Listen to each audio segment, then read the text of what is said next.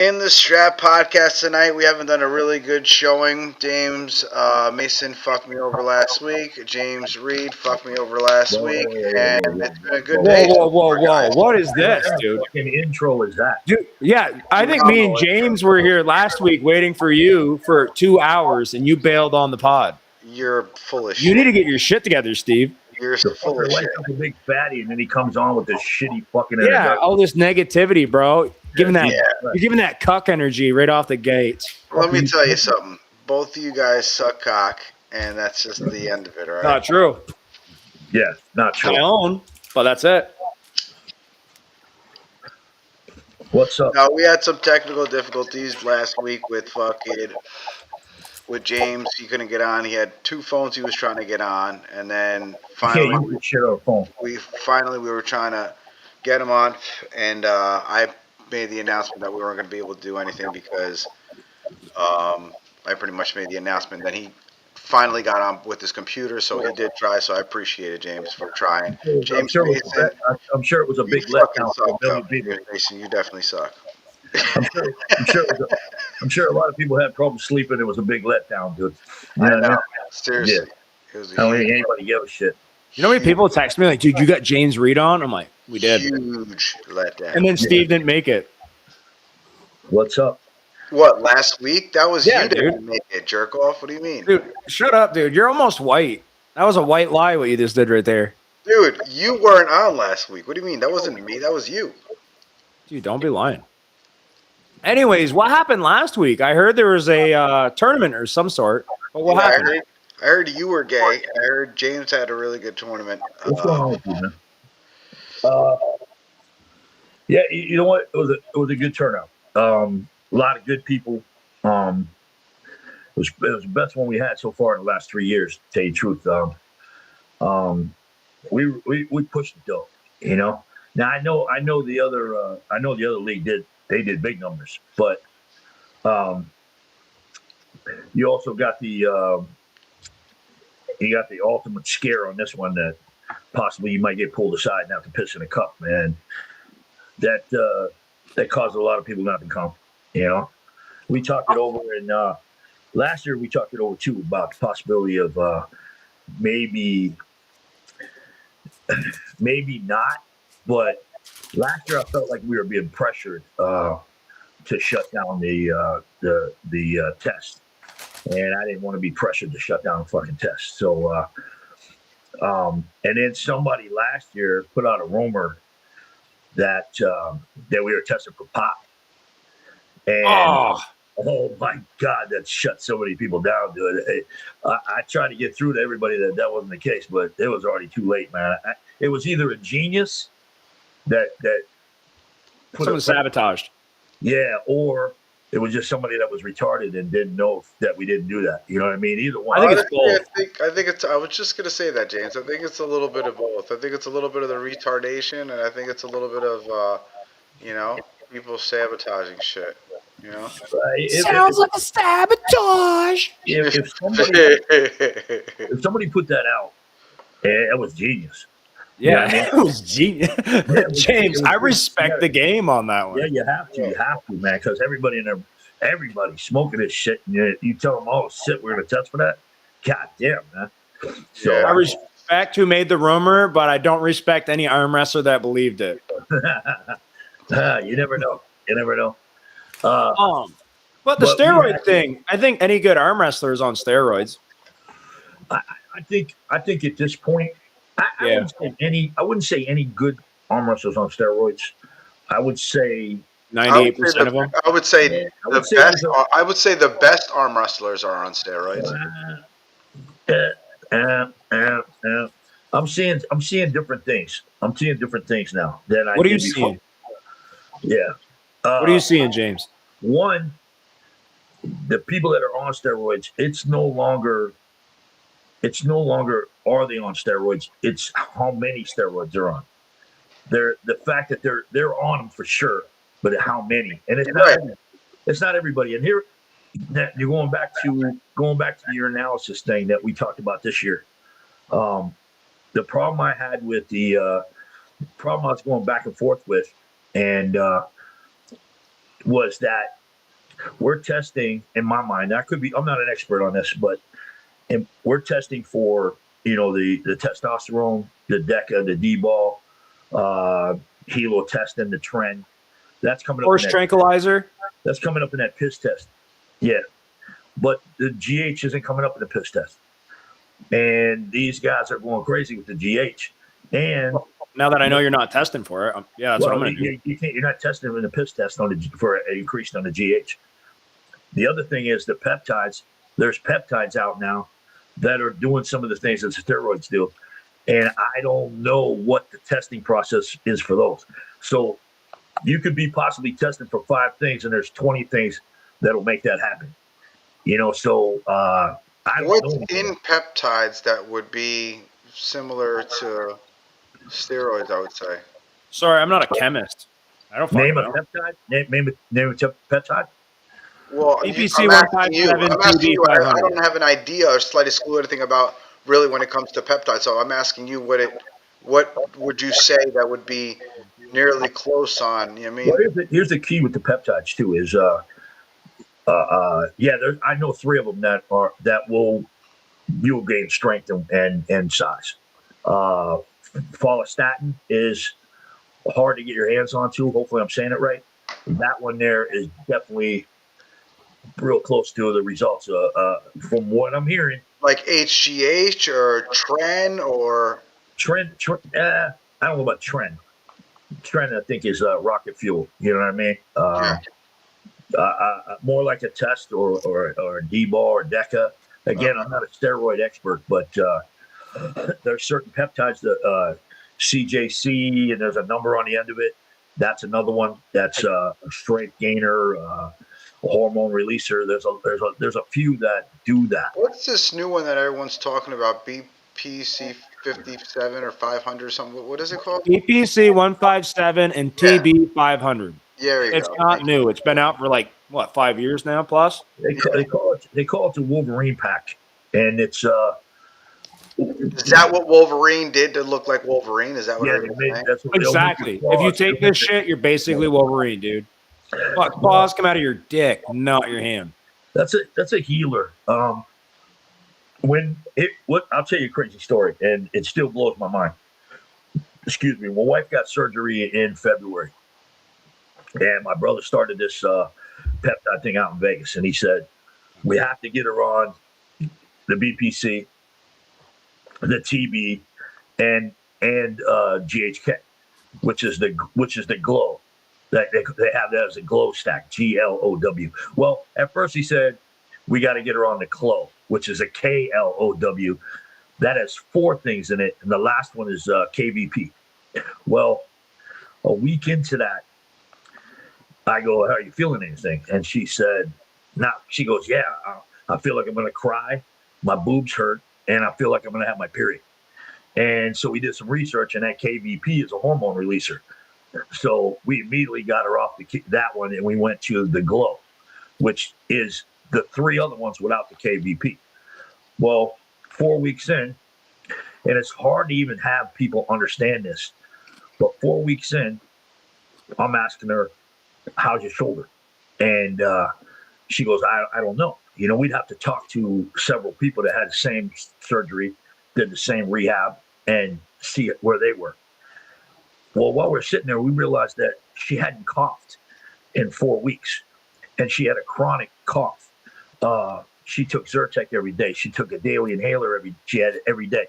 She had an emergency inhaler if she worked out too hard. Last year we've probably been to 10 different doctors in the last 5 or 6 years. Last year she was on prednisone 3 times to knock the cough out because we couldn't get rid of it. They diagnosed her with chronic airway disease. And right now, she hasn't coughed in almost 10 weeks. All those doctors you've been to, all that stuff. So I was like, listen, I don't give a shit what it's doing to your shoulder. The fact that you haven't coughed in 10 weeks it's a mind blower. Like you're talking about coughing in the morning, coughing at night. She worked out too hard. She coughed. If she the pollen count goes up, she's coughing. We got that new dog from Paul that the dander would make crazy. We have air purifiers in the house. like a constant cough, and it hasn't been there. And then we talked to a few of the therapists, and they said it was about a 9 month recovery for her shoulder, and she's about 85% in right now in 3 months. So that shit is working on the shoulder. But the fact that it took that cough out of her lungs is, I'm pissed at every doctor we've been to. You know what I mean? Because all they did was keep throwing medication at her and changing up her inhaler, and this shit 4 weeks in took her right out. It's crazy. What would you say was more expensive? Is steroids more expensive, or is BP 157 and TP 5? What is it? Well, I'm not a steroid guy. Right. No, You know, no. You know what it is? I'll tell you this much. I'll just put this on the line today. Me and James were actually talking. Me and James Mason were talking about this today. Actually, we were talking about this, wanting to talk about this on the podcast. Actually, today, the fact that you just became to be on the podcast and we're talking about this is completely. It's just has nothing to do with. You mean It's scripted. Everything's scripted. This is not this is natural. kind of like perfect, just because. You know what I mean, I I know don't know. I yeah. rather. You know what I mean, I it's know just. these guys say it all the time. I don't use anything. What are you talking about? I grew up in a fight game, and in a fight game, we looked at all those guys as, their balls were shrinking up. They're fucking. I knew a guy that, the bitch tits are happening. I knew a guy whose forehead was coming out. One guy's chin was growing. One guy had a hand bigger than the other. That's back in the day when they were robbing friggin' veterinarian places for the juice, and I kind of grew up out of that, uh, out of that, uh, that, or those people, that group. And so over the years, right now I went to the VA and I do a TRT. I do 8 units a week, 4 at the beginning of the week, 4 at the end. But I'm old, and they prescribe that. Where'd he go?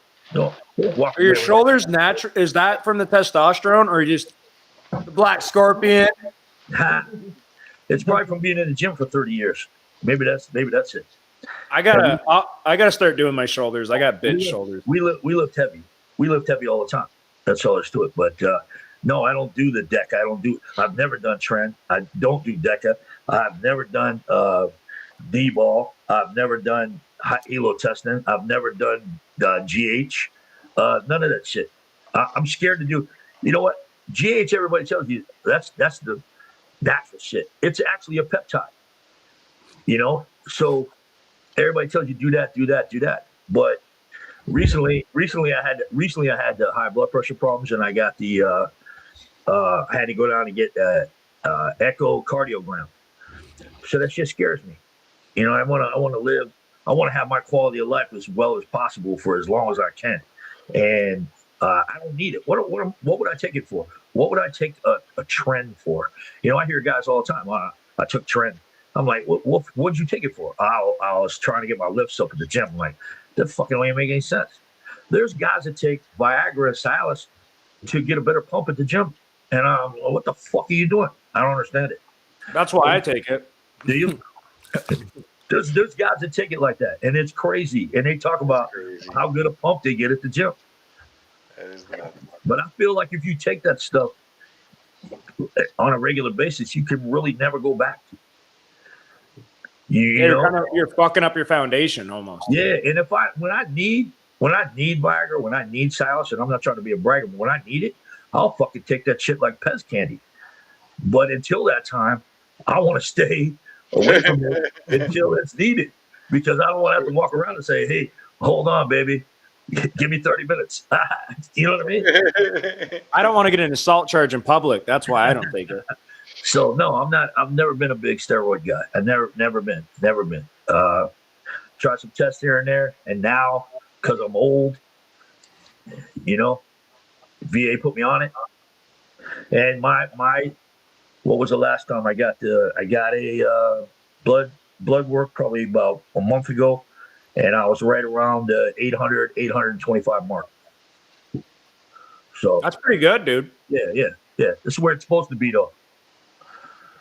Anywhere from 200 At my age, anywhere from 200 to about 850, I think is where it's supposed to be.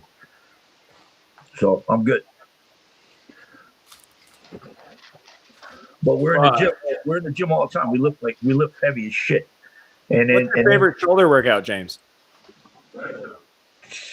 I hate shoulder workouts, man. Dude, there's no fucking way you got shoulders like that and you hate shoulder workouts. I hate chest workouts. Do it. I do a lot of incline. I can't do flat benches because I blew one of the shoulders.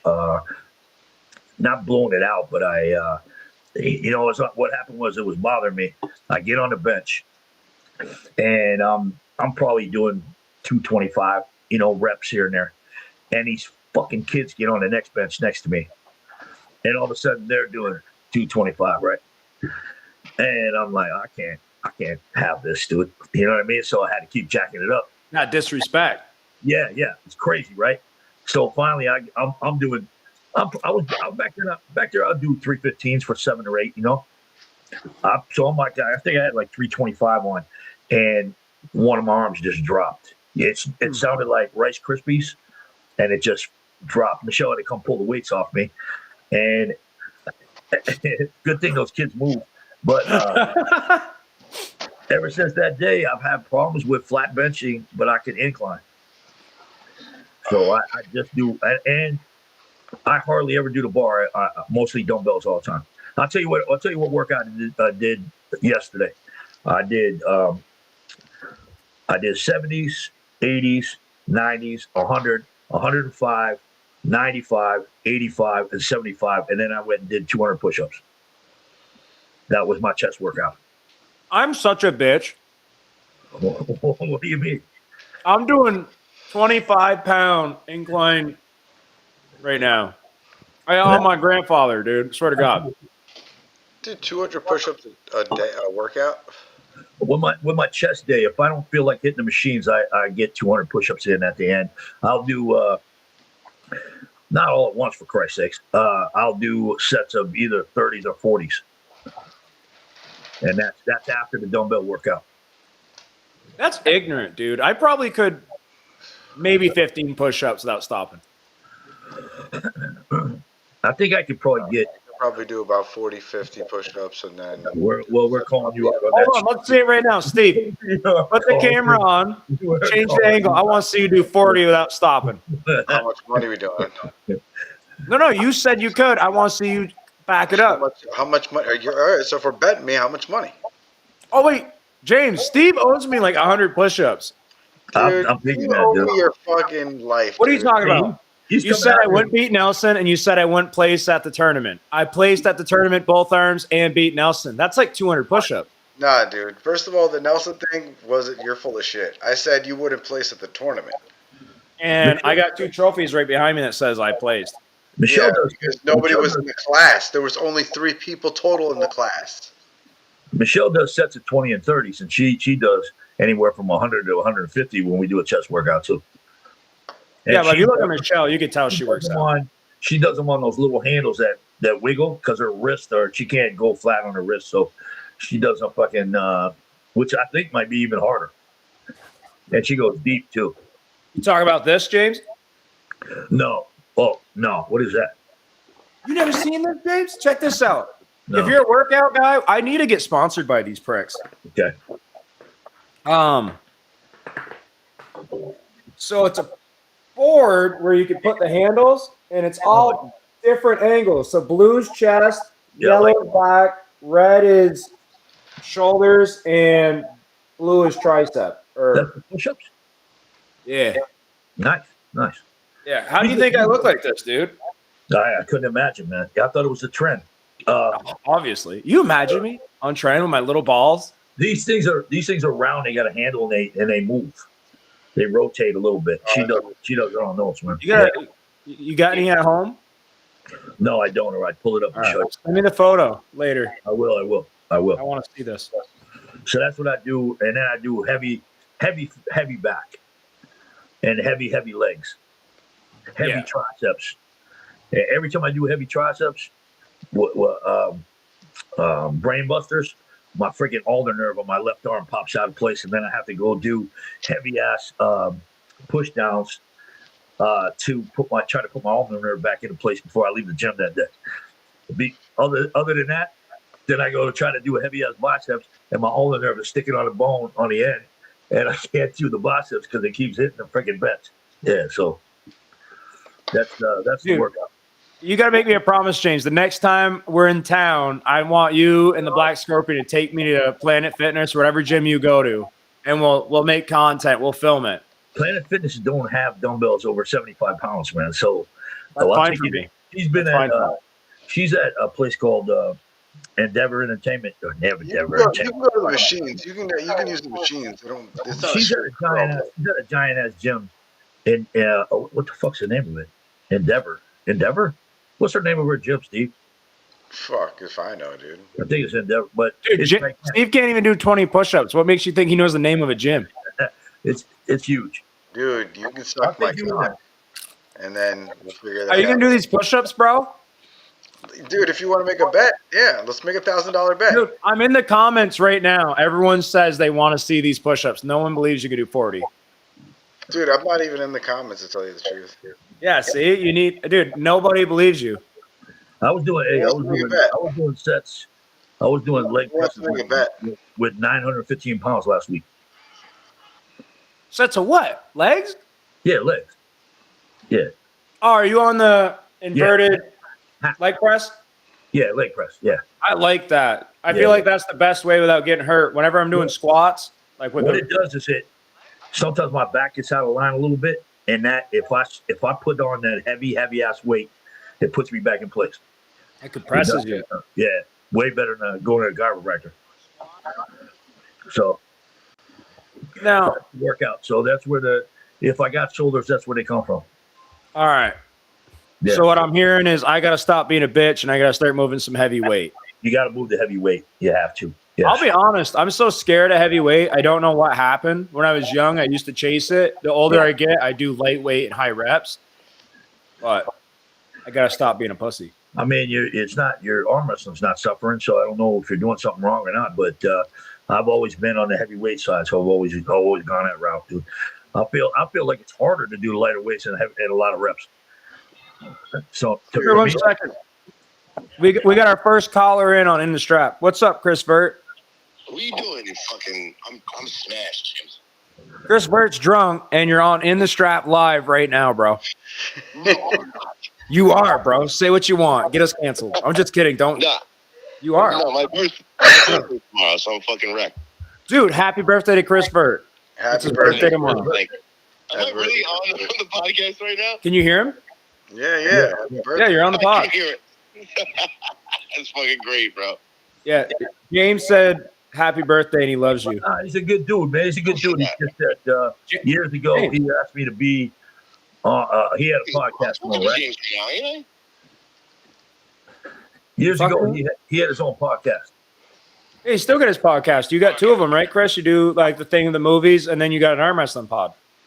I got two podcasts, yeah. Yeah. The arm wrestling one is been. I haven't done it in a few weeks, but He asked me to be on there one time, and then there was too much fine, content. do what you gotta do, bro. I can't believe I'm on a podcast right now. I'm fucking trash. You fucking trash, dude. He's from Brooklyn, dude. He's fucking trash, guy. All right, dude. Happy birthday, love you. I'll hit you up later. Later, brother. Later. See? I'm a good guy. Yes, we got off topic. That tournament was great. The venue was fantastic. I worked with those guys last year. I did a small event there last year before. We had a small event there because we had the Nationals a week after.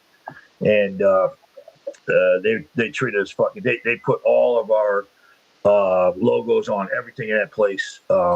They advertised that we were coming in there. And then I got approached by the World's Strongest Man.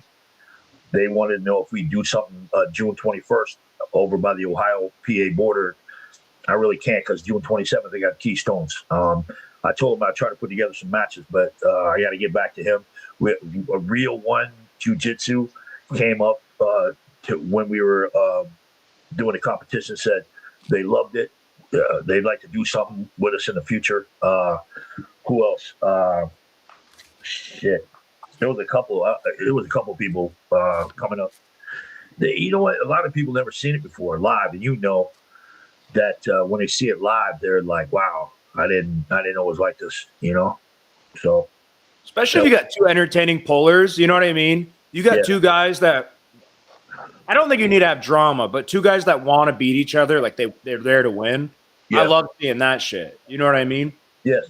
Yeah. You mean when one guy's talking shit, but he's doing it in an insultive way, and then the other guy gets pissed about it? Is that what you mean? I love that. Yeah. That's my favorite thing.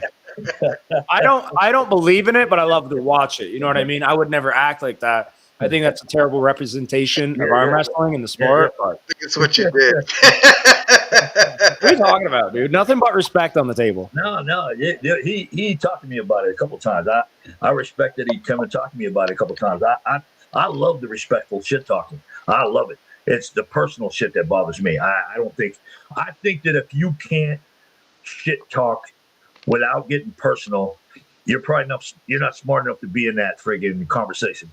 You know what I mean? There's ways to do it without getting personal with somebody, and I love that. I love it. Yeah. You know, dude, next time I'm gonna be like, "Hey, I heard your house got foreclosed in 2008, pussy." Yeah, that works. Oh my god. You're such that's good. I love it. Yeah.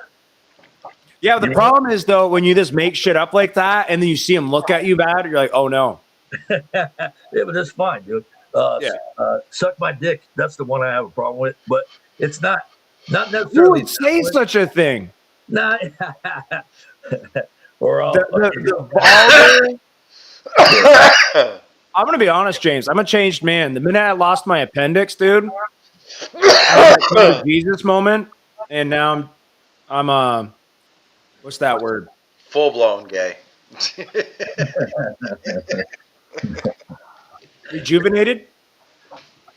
That's a good word. That's a solid word. I think it sheds a better light on the person that goes with that, with that level of shit talking where you're not getting personal, but you're, hey, damn man, did you train? You feel weak today, man.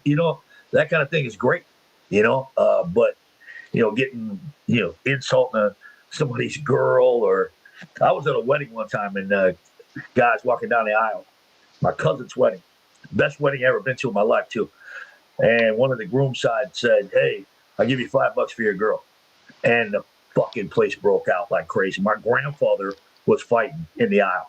And my cousin swears to this day that ruined her wedding. And I'm thinking that was the best wedding I ever been to in my life. Yeah, it was crazy. So, but there's ways of doing it. I think I told Steve one time, this guy, Spencer Lightning Fire, he had a match with Brandon Alcessor.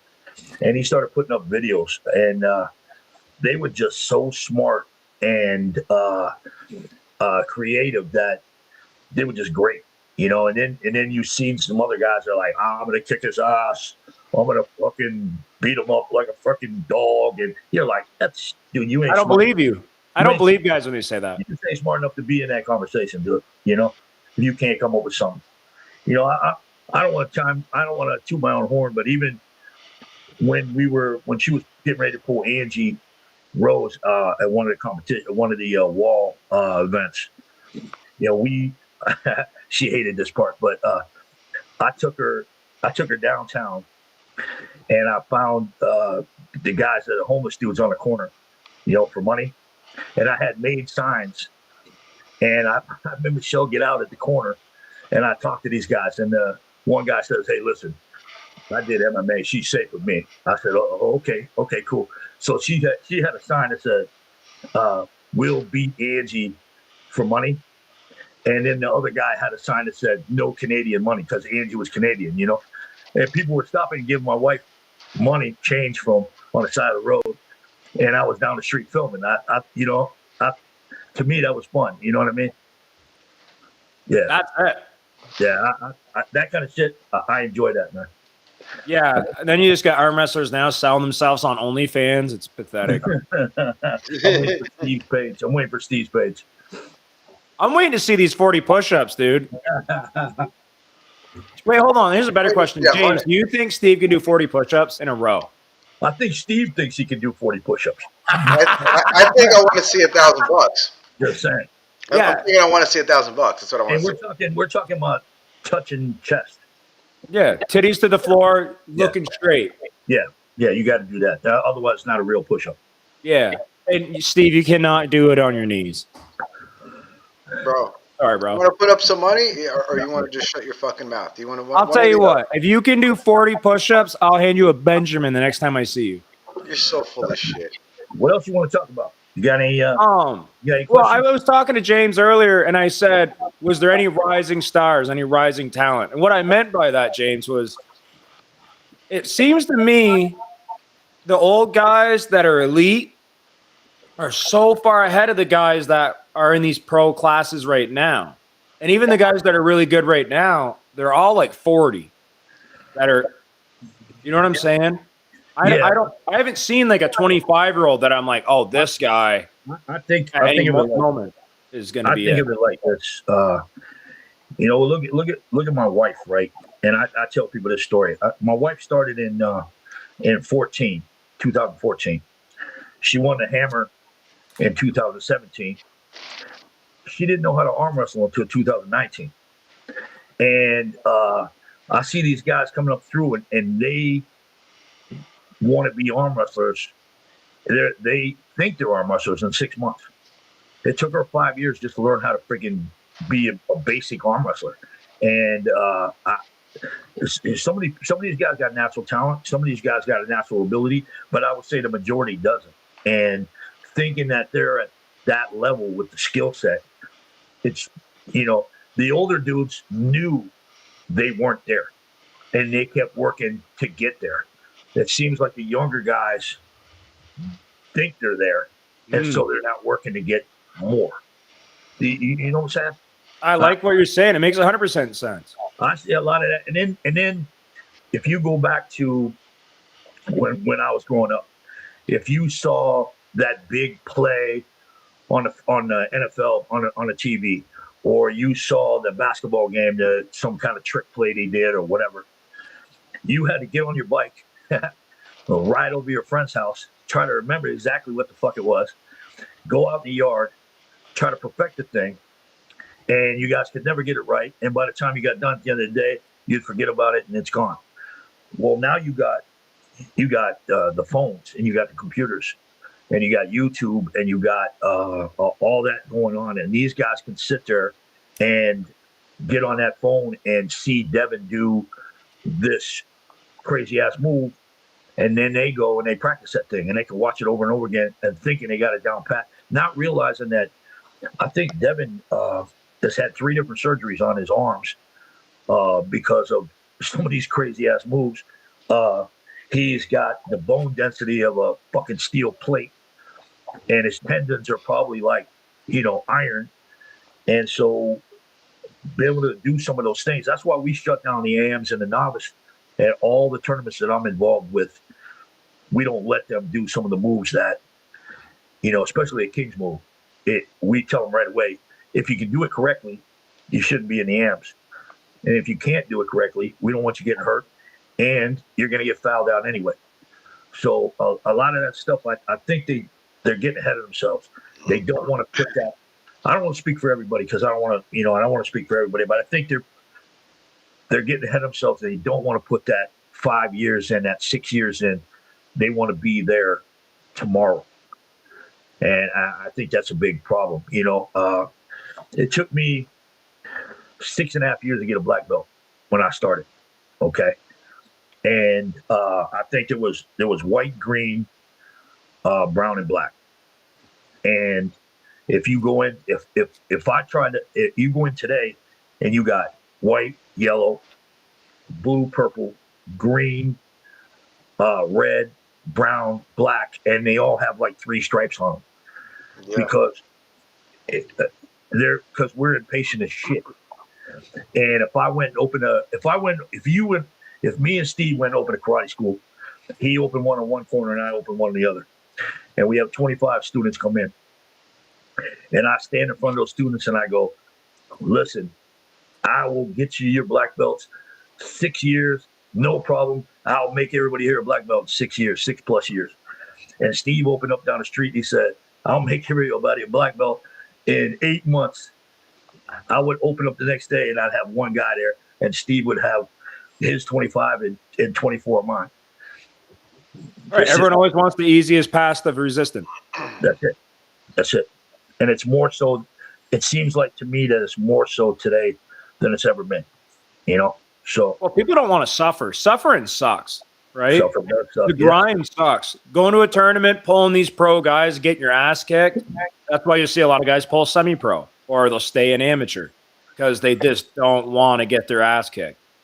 But well, we developed that semi-pro for a couple of different reasons, and it wasn't that one though. You know what I mean? That wasn't the thought process. But you know, even I know I'm a pain in the ass with my wife shit, but even looking at my wife, we were talking about at one point we called it shadow arm wrestling. Other people called it whatever they wanted to. You put the table right in front of the mirror, walk up to the table, get in your position, lock your hand, and simulate a match. And I would tell people about it, and they'd say, "Yeah, I do that too." And I'd say, "Okay, well, how many times you do that this week?" And they said, "I did it like 50, 60, 70 times this week." I said, "My wife does it 1,200 times a week." And that's what set her apart, you know, and the fact that now she could feel comfortable, because we were talking to people, even RVJ at one point. RVJ said, sometimes I go to the table and I think to myself, do I got the right leg for it? I'm not sure. Is my elbow in the right place? You know, and if you're doing that shit that many times, now you're going up to the table, you know you're in the correct position. Now you can look across and look at your opponent and try to figure out what they might be trying to do to you. Because you don't have to worry about your spot no more. You don't have to worry about where your hand is, where your elbow is, where your leg is, if you're flexing your friggin' trap or your lat. You know, all that shit you've done hundreds of thousands of times, and now it's just natural for you. You know, so I don't think people want to do that either. You know, all that kind of stuff they want it now. Right. To become a master, you got to put the work in, the time. And it's time. It's not gonna happen. No matter what you want to do, it's not gonna happen. It's time. Mm-hmm. Always time. Yeah. And not even that, James, like what you said, the whole I can make you a black belt in 6 years. Some people it might take 10. Right. But they might be the best black belt in 10 years. Yes. But they quit 7 years in. Right. So I agree with that. And again, that's not everybody, but it's a big majority, and that's what you're saying when you said about the talent, the big difference between the talent. Yeah, I think those guys that are there did that suffering. You know? Mm-hmm. You know what I have noticed, though? Like, when I left Vermont and went out of state and met all these guys that were killers. Yeah. The minute I'd see a killer, quote unquote, run into another guy that was a little bit better and their one trick didn't work, they didn't have anything else. And I was like, oh, okay. I don't know if this guy is an amazing arm wrestler. He was just strong enough to run the pond. But then, you know what I mean? Someone from the ocean came to the pond. But like you watch these elite guys, like you're talking about, that put the work in. They're great in a press. They're great in a hook. They're great in a top roll. They can do it all. Or is their best move? Maybe they're, a top roll or whatever it is, but they're elite level across the board. You know, I had in the fight game, I had my bread and butter. And if you got in trouble, most of the time your body would revert back to that. If you had done it thousands and thousands of times, your body, without your mind thinking about it, will revert back to that bread and butter. You see that a lot with the arm wrestlers too. They get in trouble and they revert back. If their hook is their strong, if their strong technique, they get in trouble on the table. They're automatically going to that hook. That's what their body is used to. That's what it wants to go into. The stronger guys can kind of fight off that and do what they need to do to win. Me and her talk about it all the time. You need that backup. You need that.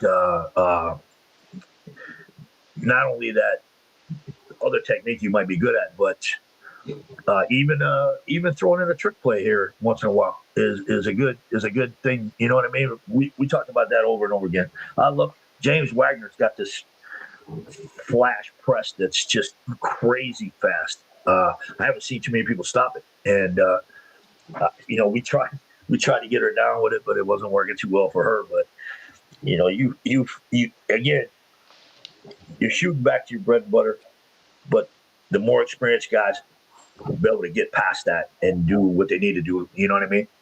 I seen I seen Dave Chapey one time.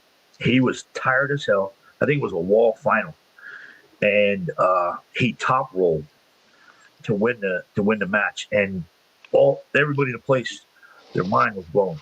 To see him top roll. You know, Right, so when he's just a high hook. he's got that power ass hook all the time. So but he was shocked. I forget I forget who it was. Maybe it was Nick Zena or something like that. You can find it on films. It's there. But it was everybody's mind. Everybody was talking about that for 3 days, 4 days after that, just because Dave Chapey top rolled. Nobody's seen it before. That guy's a fucking monster. That's what I'm talking about. Like, I haven't seen anybody recently like a Devin the Rat. Devin the Rat, like at 30, was world level. I don't know a 30-year-old around New England or even down south that's world level. Through New England. Yeah. What do you mean? Oh, Paul Lynn's over by PA. Is that New England? I don't think that's New England. It's PA. Yeah, I'm trying to think. Yeah, that's a good point, though. Paul Lynn was a world champion. He won East versus West, which is, I would say, solid. Paul Lynn came from a power background. You know what I mean? Football power, and he was used to the suffering. He knew what it took to get to where he needed to be. Right, that winner's mindset. I've worked out with him a few times, and believe me, he's a freaking animal in the gym, man. Yeah, I think he does everything in the best possible way anyone can. I mean, really, that's you could tell that mindset's there where when he's everything, even with his team, with his kid, with what he does on the table, you could tell he puts in literally everything on the table. He literally shakes till he's got nothing left. I mean, it's just you could tell. And you know what he lacks, and he knows he lacks it is that experience. He's always striving to get that experience. The strength's there, but the experience he needs that time, and it's not coming. The time is what's bringing it in. Mm-hmm. So even going to the, you go to one of these older arm wrestlers, and you're like, how is this guy freaking holding me in the center of the table? How is this guy pinning me? You know what I mean? I'm younger, I'm stronger, and this guy's manhandling me. How's it happening? It's that experience that he has, man. He's doing something opposite of what you're doing. Even in a fight game, it sometimes somebody does something that's so uh, how you want to put it, so different than what you do. People used to talk about when you talk about the styles make the matches and shit. Okay, yeah, that's an easy way of saying it. But if if I beat the shit out of guy A and B, and guy A and B beat the shit out of guy C, and then somehow somebody sets me up with the Steve fight, you automatically put all the money on James. James beat the shit out of A and B. A and B beat the shit out of C. James is going to wipe out C. And then all of a sudden I get in there and this guy does some shit that is so counter to what I do that it throws me off the entire time. And maybe C takes me, or maybe I just have the hardest time with this guy. And that happens all the time too, So sometimes there's no explanation for it. Just the way this guy operates just throws your whole game out the window somehow, We were just talking about what was it, James? You were talking about today with Terrasites and who did it go up against?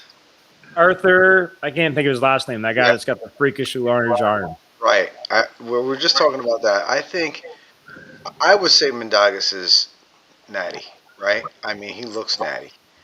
He doesn't look like he's taking anything. And then I would look at, his opponent, and he was just a fucking monster. And I would say, Terraciti's had all the experience, I would say, and technique wise, he did have everything he needed. But I would just say strength, juice, fucking brought that other guy to a different level and fucking won him the match. Is what I was talking about before. Well, that's what James was talking about, I think, 20 minutes ago with the whole strength thing. Sometimes you can be as good, the baddest dude on the planet, but if you're just ignorantly strong, strength will always prevail. And I think that's where people forget in arm wrestling. It is a strength sport. Yeah. I think you need both, but yeah, strength definitely. The you know what I mean. But how many times we seen a little dude? So how many times we seen Chris Michael destroy somebody? You know, Right. But also, Chris Michaels, I think, is diesel strong for a little guy. he's so strong. He is. You know what I mean? Like, and no bullshit. Like, I've seen Chris Michaels toy with most 198ers. Okay, let's use Steve then. How many times we seen Steve just destroy some big muscular? All the time, bro. Nobody. No. Nobody ever. It's kind of like him doing that 40 push-ups thing. Sorry, bad example. What else you got? That's just my theories. Hey, I could be full of shit on all those, but it's years of experience in both arenas. Right, I don't arm wrestle as much as you do. I have here and there, and I enjoy it. I do the practices. I do some of the tournaments here and there. I think last time I pulled tournament this December I pulled. So doing running those events, I get caught up, and a lot of times, or I'm crying like a baby because my shoulders are freaking out of whack. One or the other. But where was I at on the whole thing? I lost my mind there. You say your shoulders usually out of whack because you were just pulling. Yeah, it was something before that. We were on this topic for some reason, man. We were on to something, but dude, I just get lost in James's eyes when he starts talking, dude. I'm just thinking, like, man, there's hope. One day I won't be a bitch. I mean, we have the same name. I don't have the shoulders, but like, I'll get there. Hey, dude, you got to do the push-up, Steve. Everyone wants to see it. You're so full of shit. Nobody's saying anything. I'm on the fucking chat right now. He's supposed to be coming out here soon. He's talking so much shit, James. I'm gonna take him to the gym and we'll have Michelle film the push off. Oh my god, yeah, I want to see it, dude. I bet Michelle can do more push-ups than you can. You know what, dude? I bet Michelle could do anything more than you can. You fucking fag. All right? I bet I could beat Michelle at leg wrestling. That's what I'm gonna claim. I got these long ass hairy legs. Toss you around with no problem. Dude, do you still roll, James? No. No. I up until a couple years ago, I was doing it, and then me and John Hydowski were talking about it a lot. I was still in there moving around with younger guys. I was training with a couple guys that were training for fights, and everything with the fight game is out here. Everything with the arm wrestling game is in here. So trying to mix match that shit causes so many. It causes me not to be able to work out because I'm so goddamn sore and my shoulders are so screwed up because of it.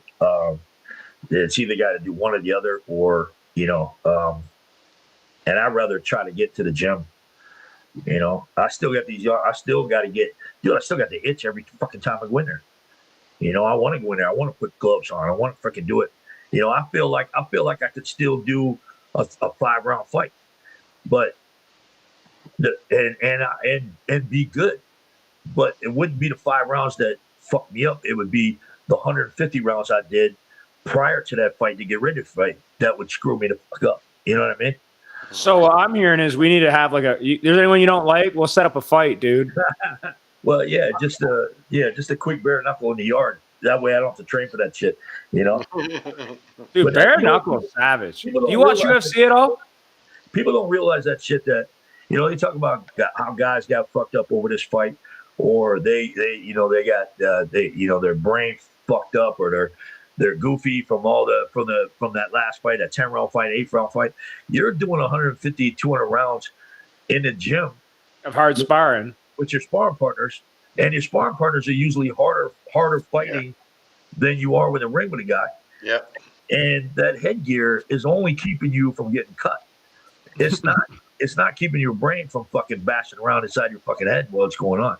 So I used to come out of some of the training sessions and just have, because I was kickboxing for I don't know how long, and then fought Gold Gloves a few years, and I would have like massive ass headaches, and just wouldn't go away, you know. So, and then James had CTE at fucking 25. He just thought he was being a pussy. That's crazy. I had an accident about 10 years ago. I had an accident, and I went and got a scan, and they're like, "There's black dots all over your shit." You know what I mean? Nothing that was, you know, obviously made me retarded, but yeah, there was a lot of dots, man, and I prided myself with not getting hit as much as I thought I got hit, you know. So I guess it was a few more than I knew, you know. So. Yeah, when you were concussed, you stopped feeling them. You're like, dude, I'm killing it right now. You know what? You know what's crazy is I don't know how you can. I don't know if you can relate to arm wrestling, but there would be when I was on kind of top of the game at you know, one point I was on top of the game, and I would go places to train, and if I didn't get hit enough, I would leave openings to get hit. Because I always had a theory that if you lost track of pain, that when it came back, it would shock you. You had to be used to it. You had to live with it. You had to walk around with it, and just to know what it's like and to be able to just blow right past it because you were used to it all the time. And I would leave. I would hate going home and not feeling a bruise on my rib or not feeling a freaking sore cheek or, you know, something like that. And I would leave. Sometimes I'd leave an opening so I could freaking give back twice as much as they were giving me. But I feel if you lost track of pain, that it really will send you mind reeling when it happens to you. You know, and it proofs in the pudding with this. I used to get guys in the gym, and if they were standing there, I would reach under their arm while I was telling the story, and I would pinch the inside of their arm, and you'd see these guys go, ah. And fucking by the time you did that, somebody already beat your ass in the street, you know. So that used to be my theory of pain. So you're a glutton for punishment, James. That's all I'm hearing. No, it was something you had to live with. No, it's a teaching. It's a lesson pretty much to get somebody prepared, and you know they have to work through it. They're getting ready. They're getting pretty much absorbing the pain, so when the pain comes, they're ready for it. I mean, you guys are doing it with your elbows. You're doing it with your shoulders. You're up on the table. You're going to that. If there is not one person that's going to step up to the table and says, "I'm 100%," it's a matter of how close can they get to it. Most guys will say, "I'm 85%," and if you say you're 85%, you're good. You know, so why aren't you 100%? Because you know you got that elbow issue. You know you got that your wrist is bothering you. You know your shoulders giving you a problem. Yep. There is nobody's walking to that table and says, "I'm 100%." So you're doing the same thing, kind of with that theory of pain. You're walking through it. You're still going to practice. You still got that pain. You're just living with it, you know? So if it goes completely away and it comes back in 6 months, it can blow your mind a little bit. You know? What tournament you ever been to, you were 100%?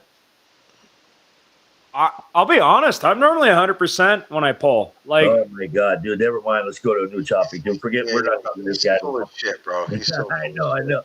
So full of shit. Seriously, I don't know many people that say they're 100%. He would have been gone out of surgery, and he'll be like, "Oh man, I was like 85%." It's just like, you just got out of surgery 2 weeks ago. He goes, "Yeah."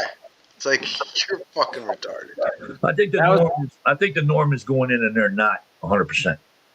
You might be outside the norm. That happens, you know? Yeah. I know what you're talking about, though. He's definitely outside the norm. That's I think ego gets in the way for a lot of any competitor. You know what I mean? Me and her talk about it a lot. We, you know, where are you at? And she'll, you know, I don't think we'd ever been past 90%. You know, 85 is usually where we live. So, and that's good. We're good with that. You know, sometimes I even think, going off topic, sometimes I even think that if you feel you're lesser, you're almost insulting your opponent. If you have one of these matches, if you're saying, "Oh, I'm only about 70%," it's almost like you're insulting your opponent at that point. You know, a little bit. No, I know what you're talking about. I pulled out of the Tim Lewis match when I was in the hospital because they told me it was going to be a month of recovery. And I said, okay, a month of recovery will land 2 days before my super match. So I was like, I'll be released. Technically, I'll be, allowed to arm wrestle. I was like, but will I even be close to where I should be? Yeah. No. So I was like, we're talking about a ranked match. I'm not going to sign up for something where, Right. you know what I mean? You know what's crazy is this is I'll try to make this short.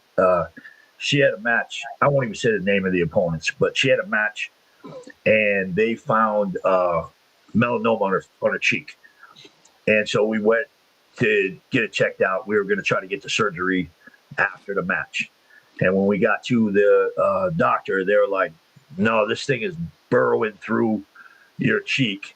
If we let it go, it's gonna cause a hole in your. We want to get it out now." So I said, let's cancel this match and reschedule it. She said, no, I got it. Right. So as she's going through this process, I'm behind her back canceling the match. I'm just trying to get it extended out. She gets out. She gets everything done. She gets out of the hospital. She comes downstairs the one morning and she goes, I feel so good. I'm so strong.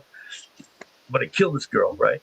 And I had just gotten the call that I rescheduled the match, right? So I get back on the phone and I go, hey, don't ever listen to me. I'm fucking retarded. Put the match back on. You know what I mean? So we got the match on and Michelle killed her. The following year, she was having all kinds of problems and we didn't know what it was. We've been in and out of doctors and we finally found out that it was, it's probably personal. She'd probably get pissed at me with this.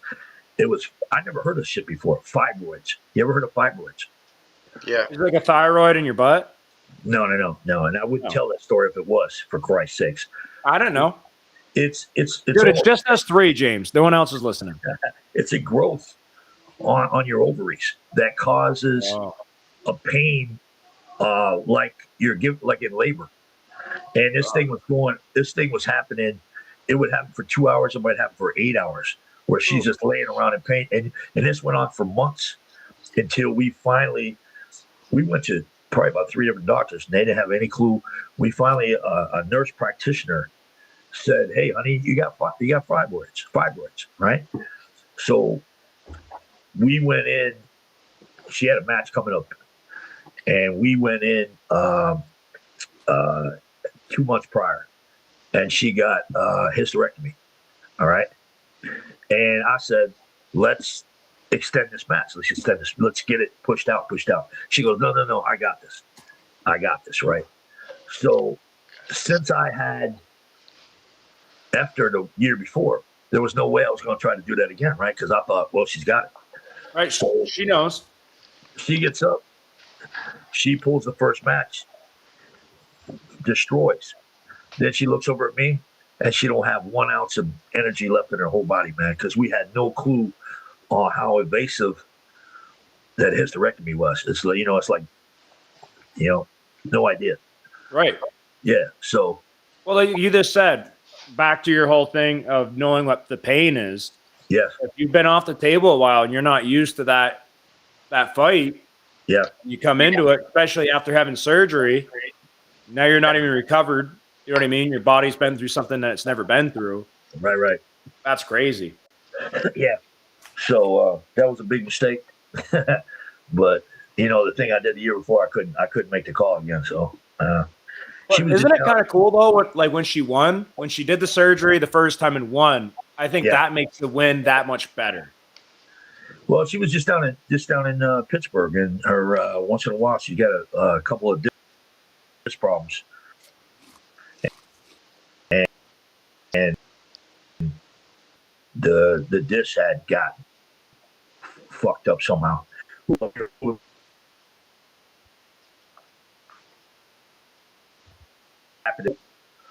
because her back was screwed up, and she's gonna get pissed at me because she hates any kind of excuses made for her. But I'll make them. She don't have to. So she gets down there, and she was trying to decide whether she's gonna pull the day up, and because her back was bothering her that damn bad, like she was walking around like a 90-year-old woman, for Christ's sakes. I was looking to trade her in a couple 35-year-olds at the Fit Festival.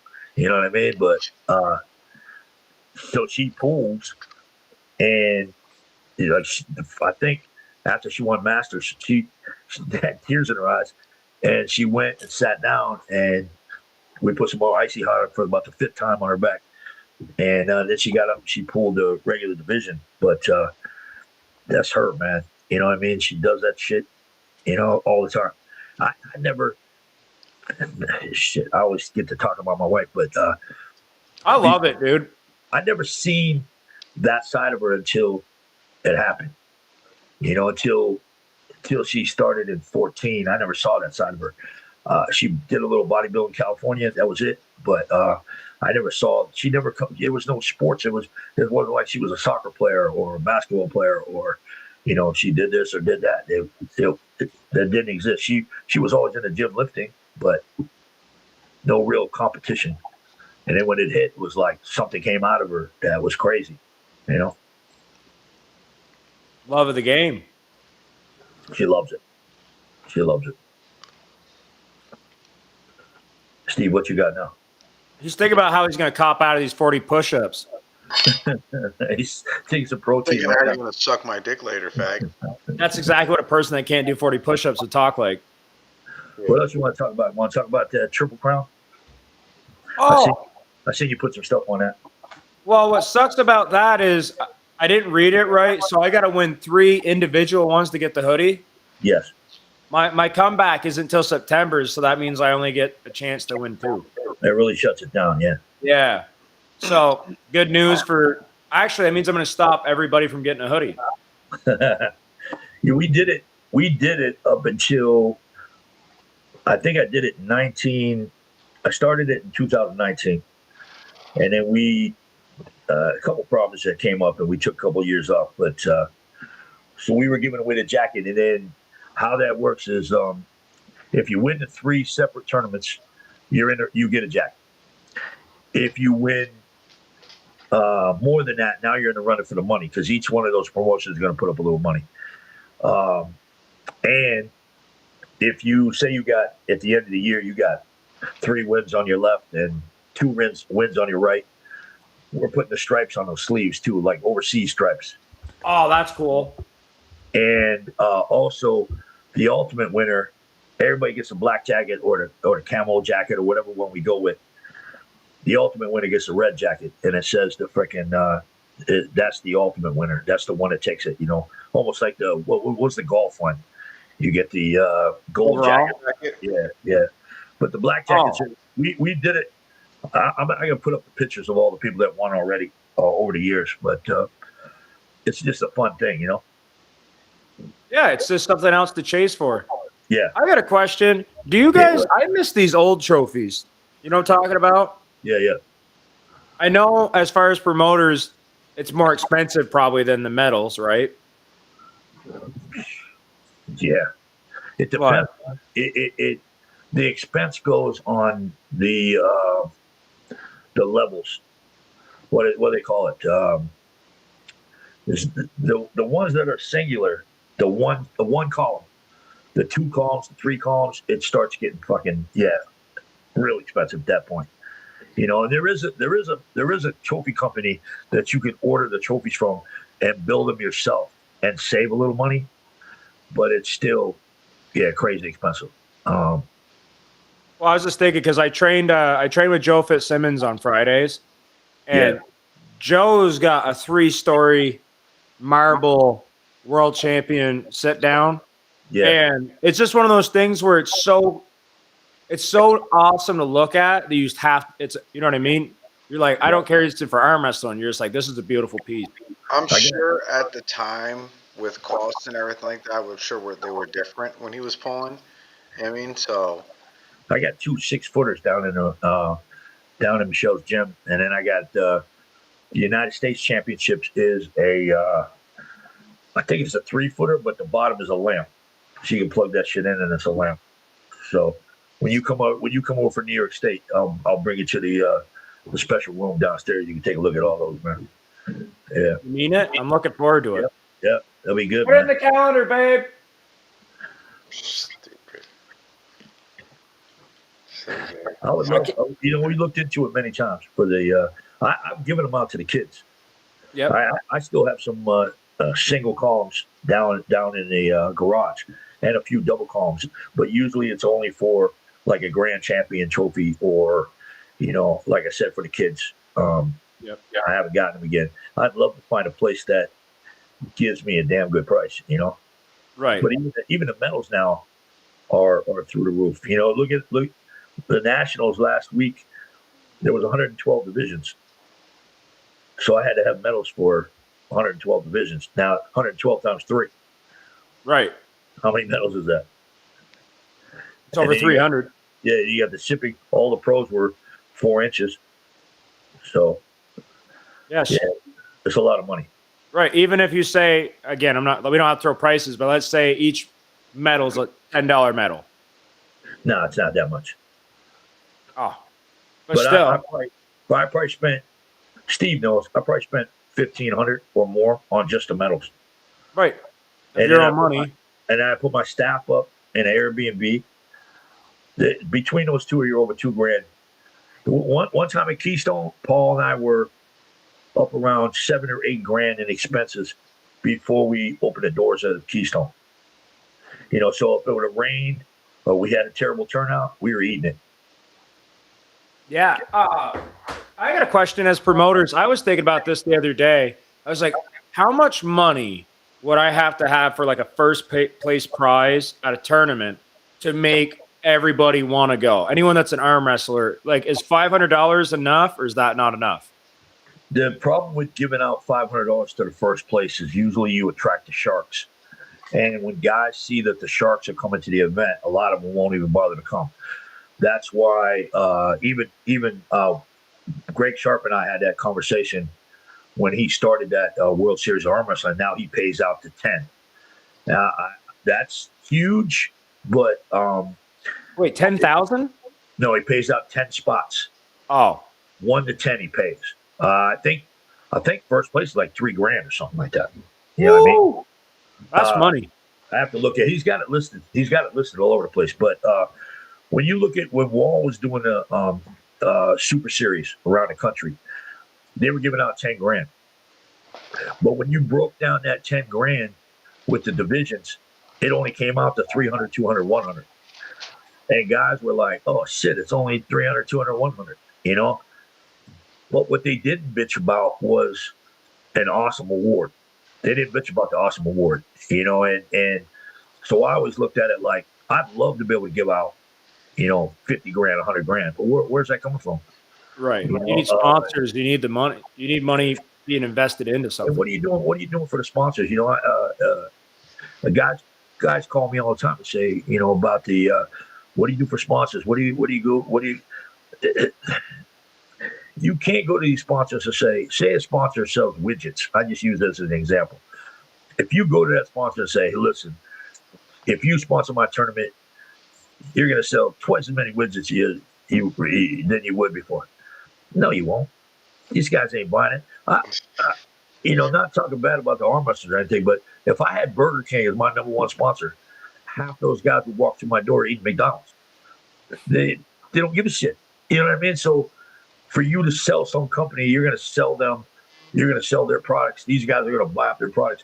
Even like a few guys were having events at gyms. They're getting that event at the gym because they're having that gym owner believe that all these guys are going to join. Right. And it's not going to happen. You might get one of those fucking guys. If 150 guys show up, you might get one guy that joins that gym.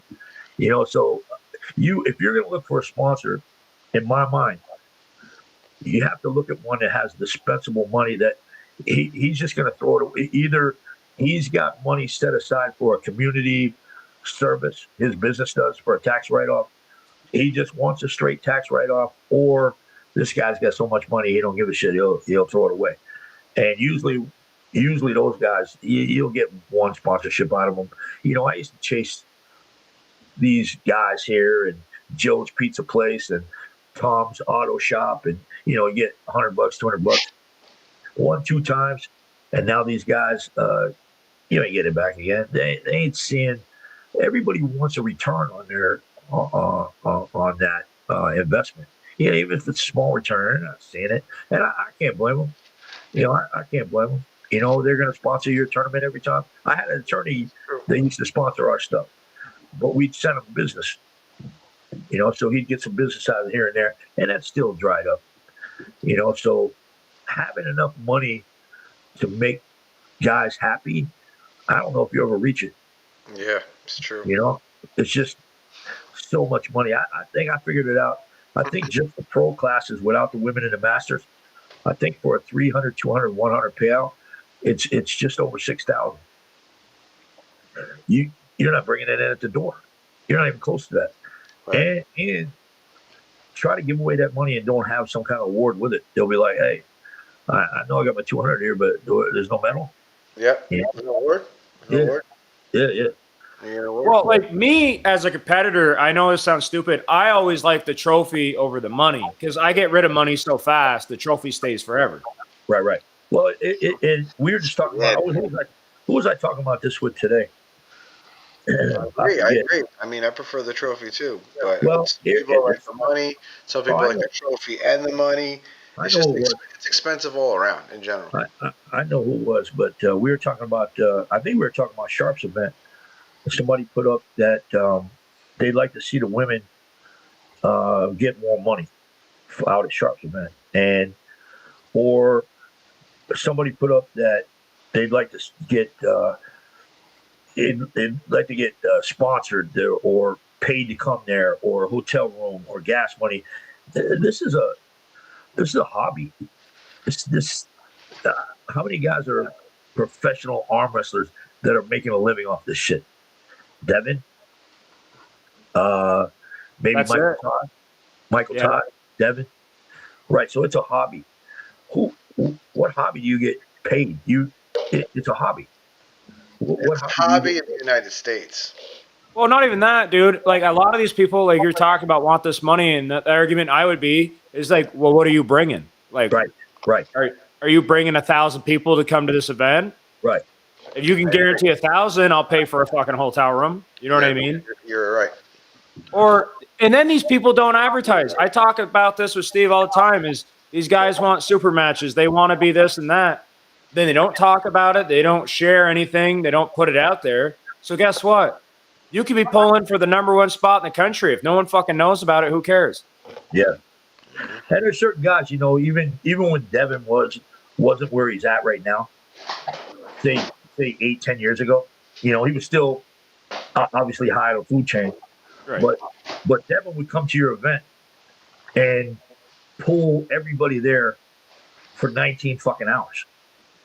And those guys love that shit, But there's guys out there, the superstars out there today, that they'll come to your event, they'll hang out a little bit, they might pull a couple people on the table, and then as soon as somebody says, "Oh, look over there," the motherfucker's gone. He'll get out of there as quick as hell. Yeah, that's so. What's the value in him coming? There was a point where Travis had been, even when Travis was on top of the deal, there was a point where he was up here so much that I told him he was almost like a movie star that did too much TV. Nobody cared anymore. You know what I mean? Nobody was coming in for him. They had already pulled him. They had already talked to him. They had already dealt with him. So I know what you're saying. He kind of burned out. He kind of burned out in this area. So some guys got values, but not. Devin's probably the best example of value in having somebody come in just because of the time he will spend with the guys out there. Yeah, that's probably the value right there. I won't bash the pros, dude, but I've met a couple of the elite guys now. Some of them wouldn't even shake my fucking hand. Yeah. Where I'm from, even if you're whoever the fuck you are, if a guy sticks his hand out and says, "Hey, how are you?" and he's being decent, you shake their hand and say hello. Right. You don't have to have an hour conversation. Right. And I'm talking about a guy that was an East versus West heavyweight champ. Just did this to me 2 weeks ago. Yeah, and then I met Travis Bajan last year, and he got fat. That broke my heart. I thought I was going to meet like 2008 Travis Bajan. 2015, or was it 15 or 16? When he took both sides, he took right and left. 15. Yeah, that was pretty amazing. Yeah, that was peak. It was actually 16 because 15, I was holding his watch, and we were out at a club afterwards. He lost, and we were supposed to go out. My wife took third. That was the first one she had been to. She took third place in the women, beating Devin's wife, and we were going to another club, and I remember Travis saying, "Oh, you want to hang out with a loser?" that's what came out of his mouth. So that shit was funny as hell. But I think it was definitely. I think, what did you say, 15? I think it was 16, man. I think it was 15. I can Google it. Let me Google it. You keep talking. You go ahead and Google it, man. He lost one of those, man. Let's see these black spots if they're how good they are. When my wife took third, he lost.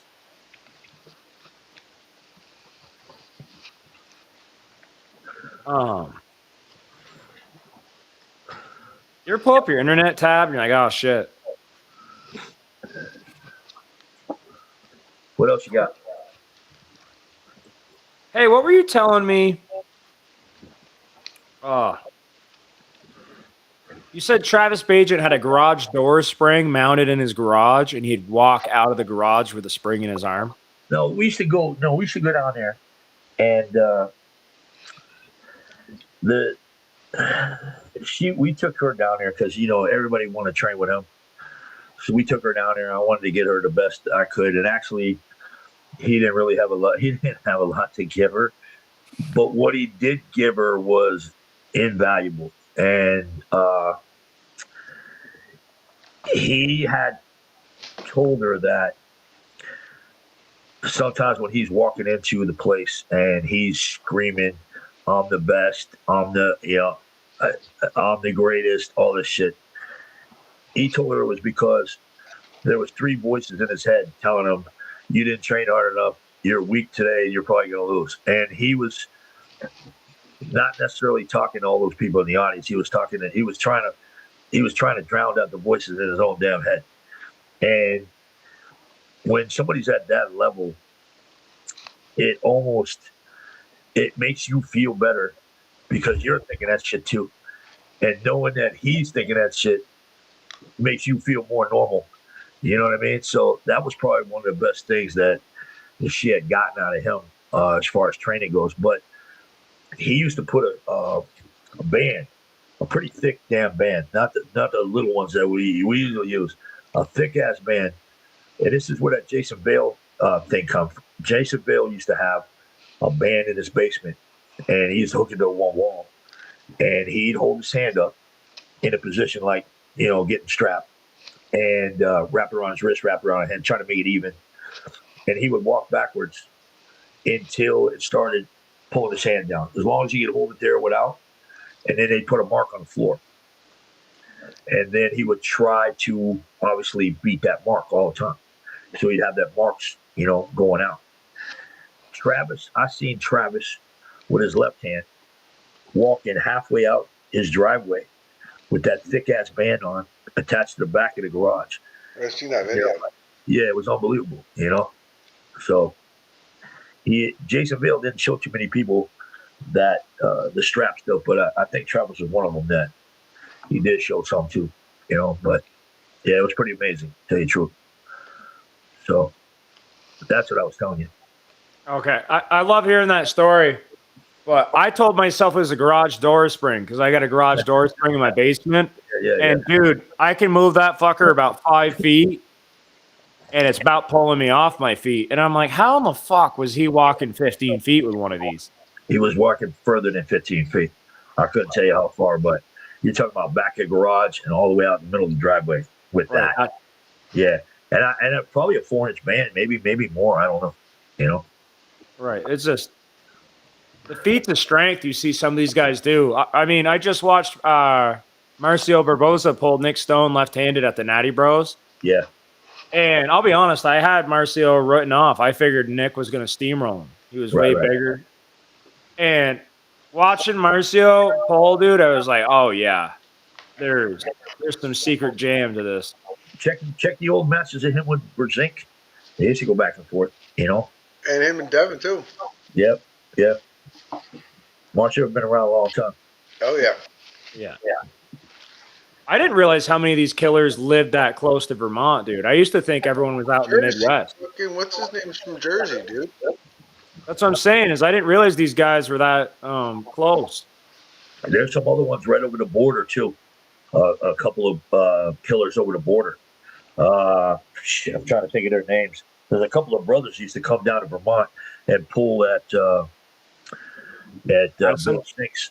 Bill knows who they are.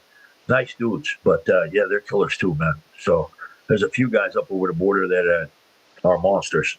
You don't hear a lot. I don't think they travel a lot. You don't hear a lot from them. But, you know, plus I don't know if we hear too much about some of the events. Like, I don't know who won the last provisionals, but I know who won the last nationals down here. You know what I mean? I don't think that information comes down to us. I don't know if we're looking for it. I don't know. There's a lot of tough pullers up there. You know, there's a lot of seasoned pullers up there. And I feel like they're ones that actually know that it's going to take them a while to get to where they need to be, you know? Well, they got so many top killers right up there. You know what I mean? Yeah. So, yeah, they try hard too. Well, to be fair, right? Like, I feel so bad for those guys up in Canada that, like, go to train with Devin. Is like, you know, like, I think with a guy like me, I have my imagination open, like, oh, I can be whatever I want, right? But when you get to pull number 2 in the world every fucking week, and you're like, oh my God. Yeah. I'm using a band in both my arms and I'm not moving this motherfucker. That's got to be so discouraging for most people. And some of them will quit over that, you know? Yeah. And no, you just got to think that's the number 2 guy in the world. You segued right into the semi-pro division there. Okay? The reason we put that division in is there was a couple reasons. One, I feel that's a real hobbyist division. You got guys that maybe they only pull 3 times a year. They don't live arm wrestling. They don't do podcasts every week. They don't train every day. They look at it like a dart league, but they've been doing it too long to be an amateur still. You know, so these guys, without that semi-pro division, they see a tournament on the internet. And they say, you know what, I'm gonna train. I'm gonna next month. I'm gonna go to that tournament. I'm train a little bit. Go to that tournament. And then they get there and they run into Paul Lynn and Paul Talbot in the first 2 matches. What's their incentive to come back to another tournament ever? You know, because usually on the left side will run into those guys too. So that semi-pro division was for those hobbyists that arm wrestling. They love it, but it's not their life. The other purpose of that division was to give the amateurs a little more time to grow. You know, because people were telling them, "Oh, you won Tom's Backyard Barbecue twice. Now you got to go pro." And you're like, "What the fuck?" You know, or even the guys that, you know, go back to the karate thing. So you're a green belt, but you won the green belt tournament 3 times. So now you come in, you enter green belt. They'll go, no, you can't go green belt. You got to fight black belt. You won 3 green belt tournaments. You know, you're like, what the fuck? You know, you might be punishing a guy that maybe trains a little harder, but he's only got a year in or a year and a half in. You might be punishing a guy that has a little bit of natural, you know, maybe a little more natural talent than everybody else. But in reality, he's still a damn green belt. Right. And these amateurs are still amateurs, and they need time to grow. I've seen a couple places, because we travel a lot, you know.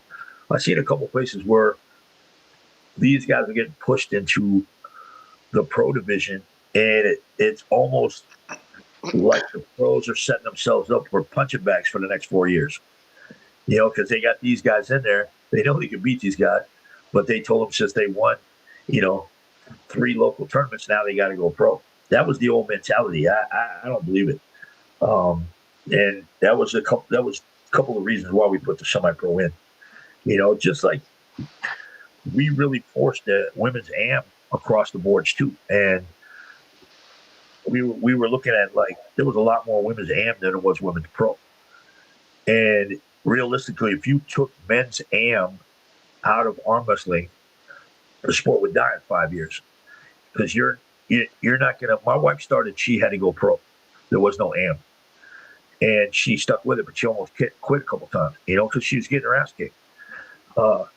Guys aren't going to go for 5 years and get their ass kicked and then finally win a couple things. So if you took AM out of the men's divisions, you'd have a real problem. So there was no women's AM. It didn't make sense to me. I know everybody says these women won't show, these women won't show. I've had them show. I've had great turnouts of women and I've had bad turnouts of women. But, there's times when we only had 3 guys show up for 100 or 1 guy show up for 198 left side. So we didn't turn around and say, oh, next tournament, we're taking out the 198 left. Only 1 guy showed up. Fuck it. So that's what sucks is I hate going to a tournament and there's nobody there. Yeah. You know what I mean? But I don't even know how, like, do you think it's just because there's so many options now?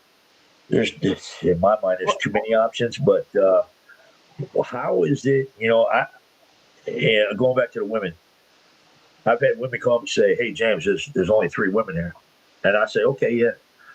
What did you do at all to try to bring women in here? Did you write some women online? Did you invite them to the tournament? Did you when you were at the gym, did you see some strong women and offer to, train them how to arm wrestle? What did you do to help bring in those women, and they go, I really didn't do anything. Well, then maybe you're part of the reason too, we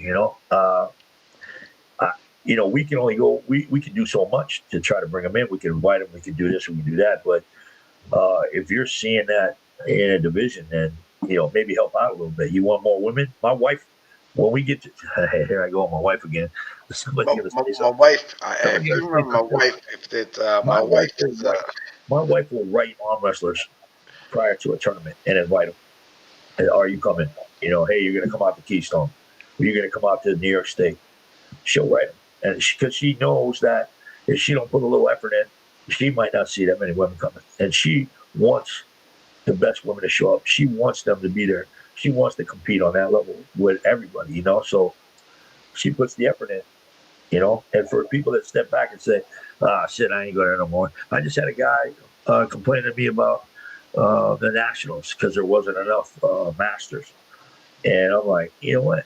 Or it was Grandmaster, something like that. Now I'm like, what did you do to try to?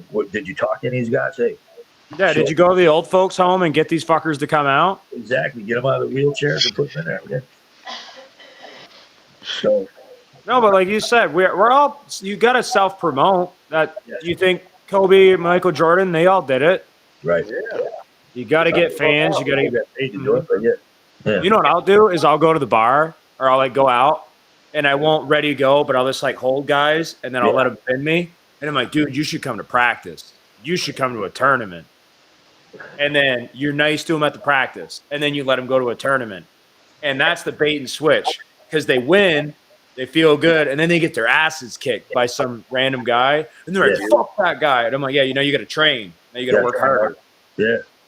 Well, you know what? Not many guys have that mentality. They as soon as they get in the bar, they got to pin that dude because they can't stand being pinned. And then when they get in practice, they got to pin him in practice because there's no way they're going to let somebody beat them, Never going to win. Yeah, got to win. See, I'm noticing I don't have the ego I should. Me and Steve were talking about this the other day. Is like to be competitive, you have to have an ego.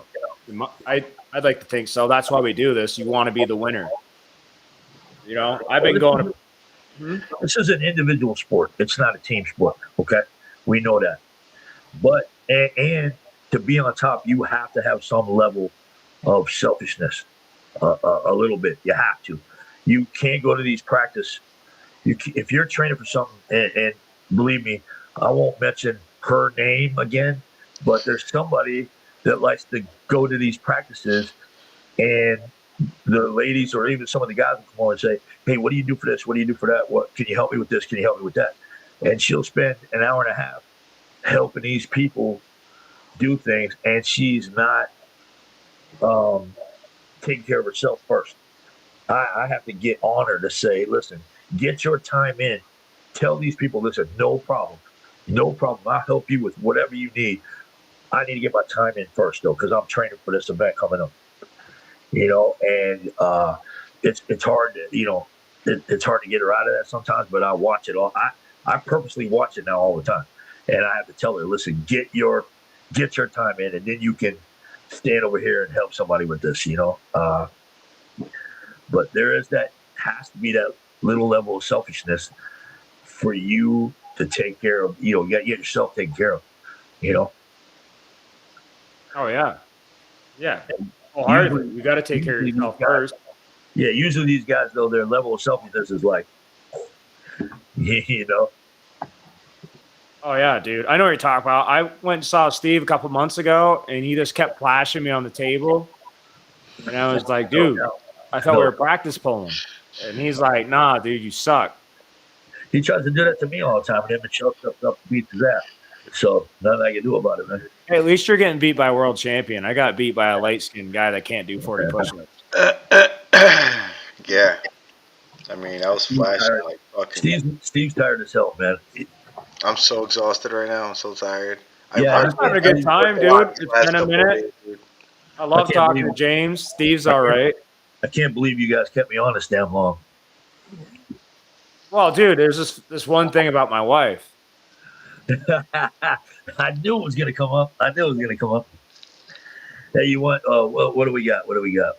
I'm trying to think of a great story, man. There's so many of them, but I don't want to I don't want to get personal on any of these. I think it was, you know what? Here's one. It's not that great of a story, but it's crazy. I think it was Wall 15.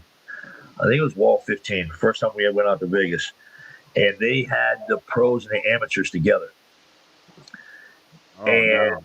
I think, I can't say the exact number, but I think anywhere from 5 to 7 arm breaks during the race to the finals. There were friggin' people running back and forth across this thing, and Bart was supposed to. We were supposed to go out. Bart was supposed to go out with us, and Bart didn't even get to go anywhere. He was distraught about a lot of that shit, and he stayed in for the night. And that's when my boy Fisk was still a close friend of mine, man. Travis's freaking sidekick. We went out that night anyway, but he was good with it. But I think there was, 6 to 8 arm breaks at that event. Damn. You're talking about 500 people showed up for this thing. It was crazy. It was crazy amount of people that were there, and they were all mixed together. So you got a guy that may have never pulled Devin Lorette. I don't think it was a guy that never pulled, but it was definitely an amateur that was pulling, on those tables, and it was nuts. It was nuts. It's that saying, make it or break it. Yeah. Could you imagine at 500 pullers, you're the pussy that broke your arm, dude? I seen Todd Hutchins one time. He was so depleted that his wife had to help him walk into the weigh-ins so he could weigh in. I think he was still competing at 65 then or something. Yeah. Jesus. Yeah, she had to help him walk in. He couldn't walk.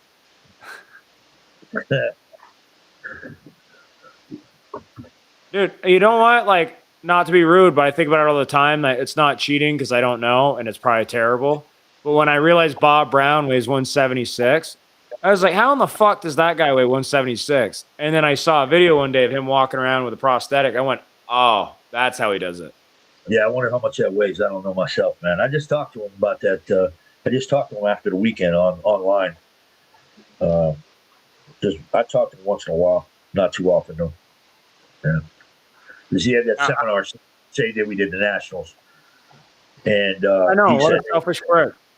Well, I said to him, because I had a word with the guy that put it together, and it wasn't necessarily about the seminar. I couldn't tell you when we posted the nationals and when they posted the seminar. It could have been after, it could have been before. I don't know. I didn't want to take the time to look it up.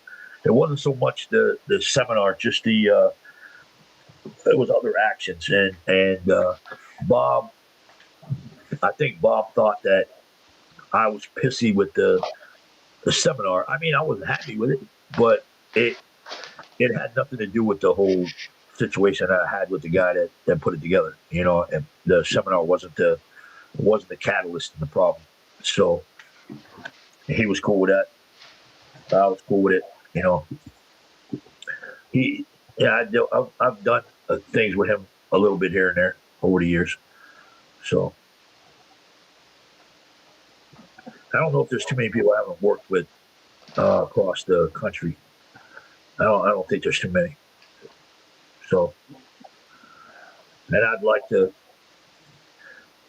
tell stories on the ones I can't stand, but I won't do it. Come on, dirty laundry time. Yeah, no, I'll complain to you in person. That's all, man. But Yeah, yeah, we'll keep it on the hush. Real quick, there's a big match coming up, and I want to know your guys' opinions. Do you think Todd Hutchings can beat Bogdan Stoica? after I don't know enough about the other guy. Well, the way he beat you know Paul what? Lynn blew my mind. Yeah, didn't he just beat Nugo? He lost, but in my Yeah, book, he no, won. he lost to Nugo. He barely lost to Nugo. Yeah. That's a question for Steve. Steve is the super match analysis master.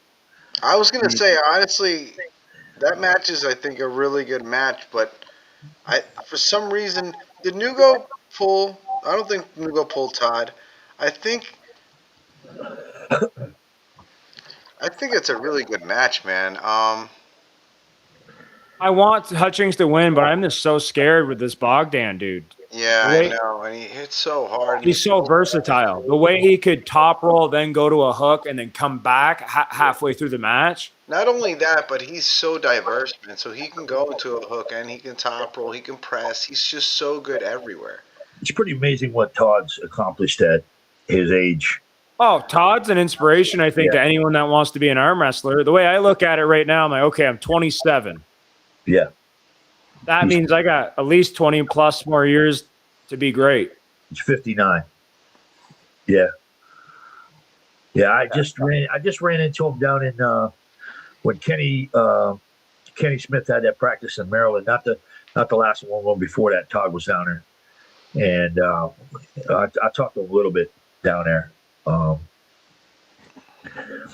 He is. I was surprised at how years ago he seemed a little more miserable, but I think now that he can walk around that weight and stuff, he was down there real personable. We had a little conversation here and there. I wanted to get Michelle on the table with him, and I said, "Hey, listen, I did the same thing that we were talking about.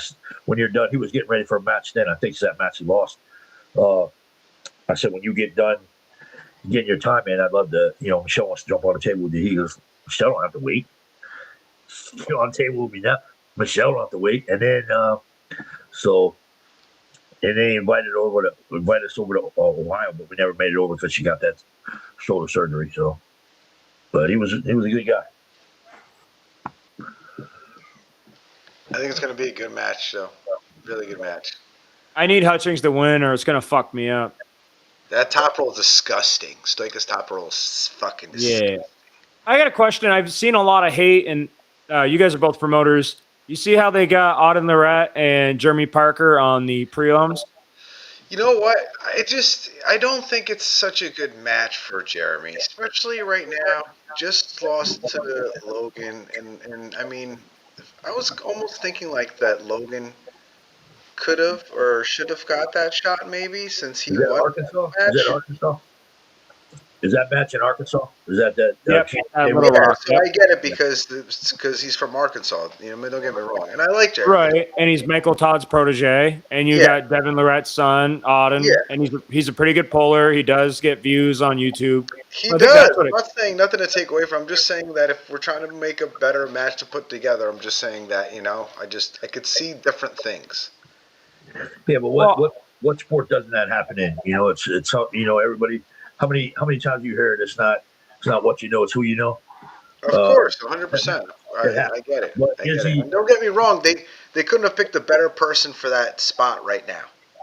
Especially But if they're he, going to be in Arkansas. Jeremy is a ridiculously good puller. He's been putting the work in. He's been promoting himself to put himself out there for people to know him.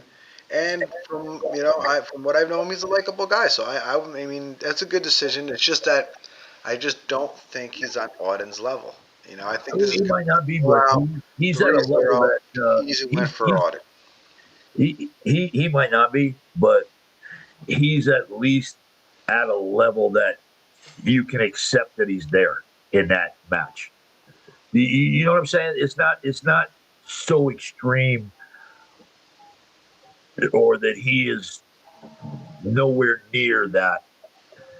Because you're talking about right now that hey, you know what? You think that the other guy's going to win, but Otter might pull it out, right? Hmm? but have Okay, you guys seen some of the numbers Jeremy's putting up? Like, I guess the problem is I've never pulled Jeremy. I don't know anyone that he's beaten, but like, I Have you was ever under the pulled Auden impression before? that he was, huh? Have you ever pulled Auden before?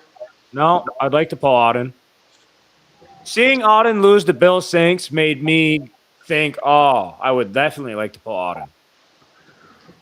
But I guess it's hard to gauge where these He guys lost are to Bill actually Spinks. at. When did this happen? The king of the table, in Atlantic City. Auden posted the videos of him beating Bill Sinks on the left arm, but he did not post the videos of him losing on the right. But luckily, there was bystanders taking videos, and you got to see those ones if you were paying attention. it's pretty. Granted, Auden is probably pulling all day and shit, but like, you know what I mean? That's who I got to base it off. I know Bill Sinks' level, so I'm like, okay, but where's Like Logan Binninger on the right? you can't really base the guy that's been pulling all day, man. It's Right. just It's hard to do that. But do you think Auden Lorette can beat Bill Sinks fresh for fresh? Right You're hand. fucking disrespectful, dude. I mean, right hand. I think Bill would probably beat him. Yeah, Yeah, that's what I would say. That's the I right think decision. So is Logan Binninger good right-handed? Because Jeremy beat him right-handed, lost left. He's decent. Now, I think well, it's you left. guys, Yeah, he just won right and left. who And did he beat in the right supers, James? I don't know. I was running around so much. Hey, beat. He I don't know just what. beat Bryce Meadows in the Super as left-handed. I don't care about right-handed. I think it was left-handed. Sorry. Oh, well then I don't care about left-handed. You know who I Right-handed. saw smash Bryce Meadows left-handed? You want me to look at brackets right now? Oh no, I'm just going off the dome What from was what it? I No, I watched. forgot who he. I'll take a look at the bracket right now. Oh, tell me. I just seen Stay on him. the line. Stay on the line here. I'm looking at the bracket right now. I saw Bryce Meadows lose to somebody, and it really made me go, "Man, would I like to pull Bryce Meadows?" But must be like there was a match I missed that burnt him out. There has to be because Bryce Meadows beat Roger Bailey Learned. So maybe that's what happened. Because again, I saw Bryce Meadows lose to somebody. I'm pretty But sure I even beat. then, Roger really lost that match because of where he was pulling to. Logan beat on the right side Tom Taylor. Tom Taylor's a former world champion, and he is probably about I don't know 6'4" and 300 pounds. Maybe not that heavy, but he is a former world champion. He won at the IFA, and he won at. He's in the Masters division, or maybe Grandmasters, but he's still fucking strong as hell with a giant ass hand. Who else? Logan beat him on the right. He beat. You wouldn't know the other guy. You know Paul Barth. Paul Barth is a strong kid. I can't even pronounce this other name. It's Sirojiddin. Sergio. You know? Nah, I was just being funny. So Who else? Is that it? Middles was in that division. He lost to Jeremy Graff. And All then, right. and then Jeremy Graff lost to Tom Taylor. And then Logan beat Tom Taylor. Okay, and then Jeremy Parker beat Logan Benninger, I think 3-0 on the right. Did he? Or is 3-1, something like that. Did he? I thought Logan beat him both, left and right hand. No? No, Logan beat him left-handed 3-2, lost the right arm. And that's where I was like thinking about the feats that Jeremy's pulled off and the YouTube videos, like the shit he's lifting. He's doing like 255 pounds side pressure, bro. You know how insane that is? Yeah. Does he, by any chance, is he pulling him left or right on it? Right-handed. Now I'm going with Jeremy. Yeah, I mean, they're making Jeremy come down to, I think, 250 pounds. I don't know what he walks around at, so I guess they're worried about a weight cut. But it's to me, I think that Michael Todd knows how to weight cut. So, like, I think Jeremy's going to be fine as far as that goes. How much is he cutting? Again, let's say hypothetically Jeremy was 300 pounds and he had 3 months to lose the weight. Is 50 pounds a lot in 3 months? Yes. Is 20 pounds of fat and then a water cut at the end? That's doable. Yeah, but is he going to bring all his strength and everything with him? I think he'll rehydrate up 20, 30 pounds. He does it right. On Friday. You know, I think Paul Lynn loses the last 12 pounds in the friggin' last 3 or 4 days. That's different. That's Paul Lynn, and he does like 30 pounds total. It's like ridiculous. I've never seen anybody do that like the way he does. But you got like, just like James said, you got Michael Todd there, experience with the weight cut. If he steers the kid right, the kid listens, then he's got a good chance of still being strong coming out of that. Yeah. Because you know what, the best thing Otter could do is request the same day weigh-in, and then we'd have a difference right there, man. You know what I mean? Yep. Yeah. That'd be great. That's the only way to stop even some of these guys that if you got a match with a guy and you know that they're juiced to the gill, you're not going to be able to stop.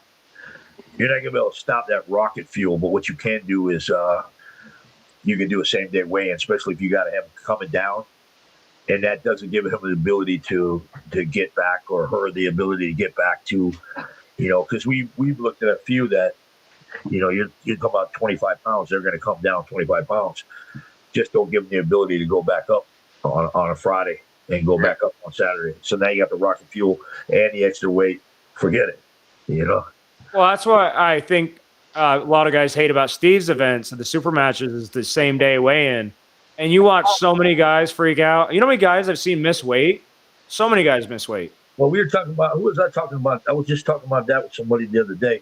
And the thing is, even if you have your Friday night weigh-ins, normally most events you'll see 5 to 10 guys maybe show up on a Friday night to weigh in early.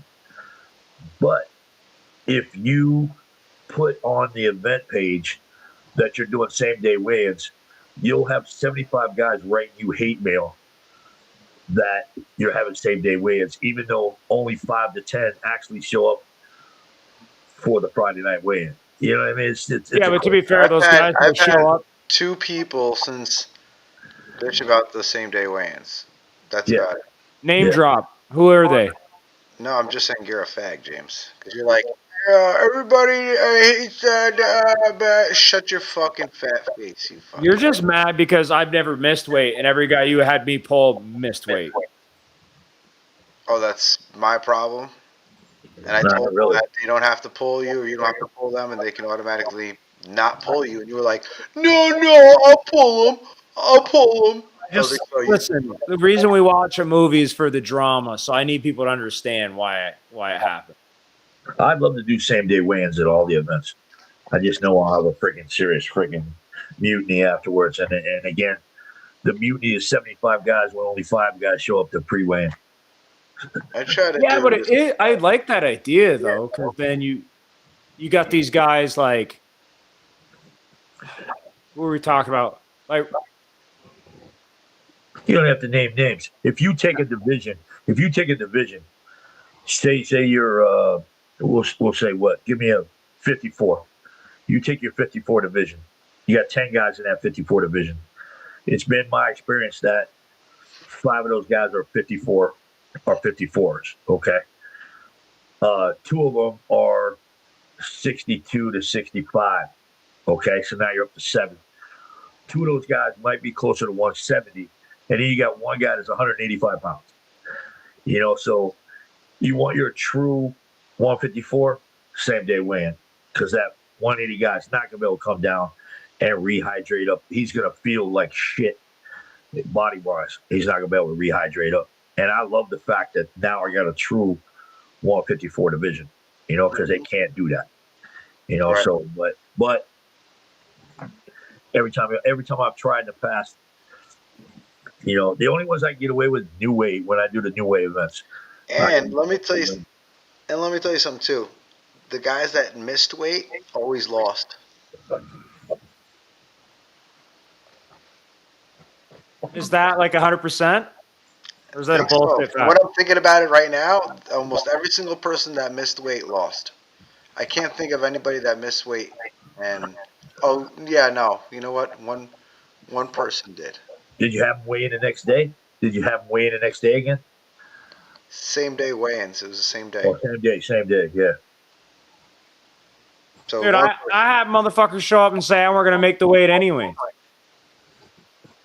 say wait, what? Say what? I've met people at the super matches. They're like, I weren't gonna fucking make that weight anyways, and I'm like, what a dick. Yeah, you never give that guy another match. That's the key right there. That's for No. damn sure. You never put that. Never do it again. No. All right, well, you got the old guy up too late. It's 11 Yeah. o'clock. Yeah. James, I'm thank about you so to much fall for coming asleep. on, man. I was talking about Steve, not me. You know what I mean? No, I'm talking about Steve can't do fucking 40 push-ups. I'm thinking about you blowing me, James. That's what I'm thinking James, about. I'm gonna videotape the push-up thing I want to see that. when he comes out here. Absolutely. And you're right. I'll probably put him against Michelle because she'll outdo him with the push-ups, I think, anyway. So we'll Maybe. find out. Steve's gonna start secretly training. He's gonna be like, all right, today I can do a half a push-up.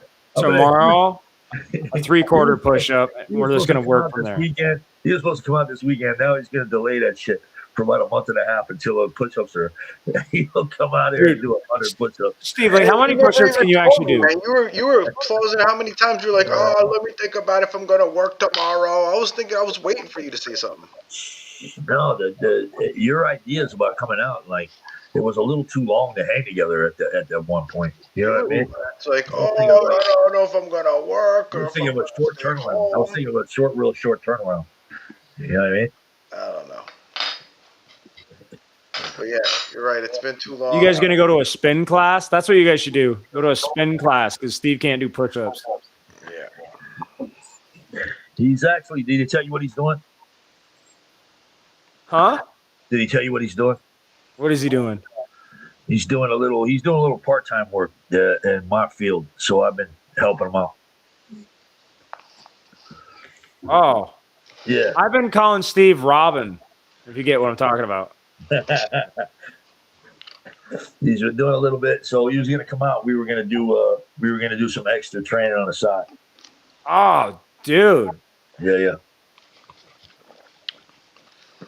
I've told Steve, I'm like, listen, to keep this on the hush, I'm like, you can get anything you want in life with a gun. And he didn't like that idea. For a time frame, and then you'll probably be locked up after that, man. You Oh, know? yeah. Yeah. Then people Exactly. and there's going to be other Robins looking for you. There's a time limit on that.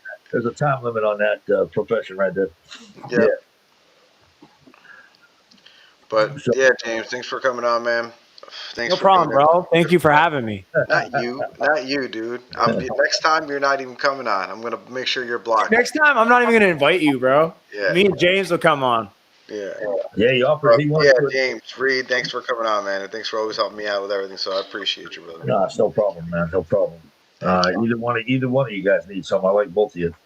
Yeah. So I'm gonna And help James. James, I'm gonna yeah, help I hate James you, with his brother. shit talking. I'm gonna make James the top shit talker in the country.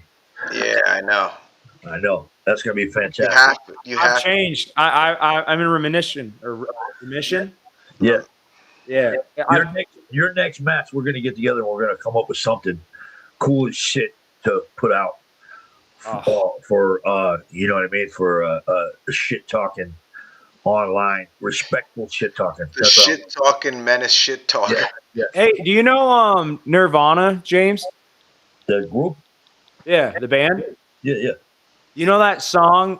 Rape me. Yeah. Rape me. Rape me. Rape me again. Rape Yeah, me. yeah. Of course. That's what Yeah, you're. that's a great song.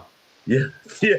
How'd that come up? Or you want to incorporate that in some type of shit talking? Well, Yeah. I found out you can't say the word rape during a match anymore. But if Nirvana sings it, everyone supports it. I got you. So I it's got all about who's saying what. Got you. Okay. Yeah. And their That's way good of to know. saying it. That's good to know. That's a good point to leave everybody with before we cut the program off. Yeah. Let their brain think a Glad you little. put that together. Yeah. Yeah. Food for thought, everybody. If you wanted to know. If you want to say something but you're too scared to get judged, just play a song that's telling people how you feel. Right. Absolutely. And you'll be okay. That's All why I right, listen to guys. Michael Jackson. Thanks for watching In the Strap podcast again. Friday nights. We should do it earlier, but 9 o'clock with James Reed and James Mason. Thanks so much, guys. Have a good night. Thank you. Thank you, James.